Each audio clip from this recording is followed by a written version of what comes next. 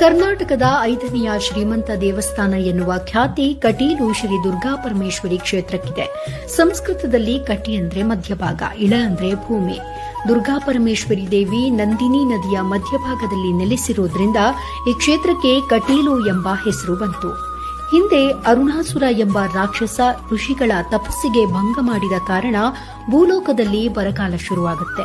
ಇದರಿಂದ ವಿಚಲಿತರಾದಂತಹ ಜಾಬಾಲಿ ಮಹರ್ಷಿಗಳು ಪರಿಹಾರಕ್ಕಾಗಿ ದೇವೇಂದ್ರನಲ್ಲಿ ತೆರಳಿ ಕಾಮಧೇನುವನ್ನ ಕಳುಹಿಸಿಕೊಡುವಂತೆ ಕೇಳಿಕೊಳ್ತಾರೆ. ಕಾಮಧೇನು ಬದಲು ನಂದಿನಿಯನ್ನ ಕರೆದುಕೊಂಡು ಹೋಗಲು ಹೇಳ್ತಾರೆ. ನಂದಿನಿ ಬರಲು ನಿರಾಕರಿಸುತ್ತಾಳೆ.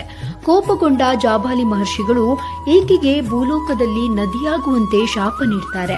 ಶಾಪ ವಿಮೋಚನೆಗಾಗಿ ಈಕೆ ದುರ್ಗೆಯಲ್ಲಿ ಬೇಡಿದಾಗ ಋಷಿ ನುಡಿಯನ್ನ ಸುಳ್ಳಾಗಿಸಲು ಆಗೋದಿಲ್ಲ. ಮುಂದೆ ನಾನೇ ನಿನ್ನ ಮಗಳಾಗಿ ಬರ್ತೇನೆ ಅಂತ ಹೇಳ್ತಾಳೆ.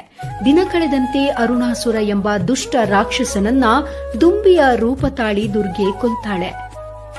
ರೌದ್ರ ರೂಪದಲ್ಲಿದ್ದ ದುರ್ಗೆಗೆ ಜಾಬಾಲಿ ಮಹರ್ಷಿಗಳು ಎಳನೀರಿನ ಅಭಿಷೇಕ ಮಾಡಿ ಶಾಂತಗೊಳಿಸುತ್ತಾರೆ.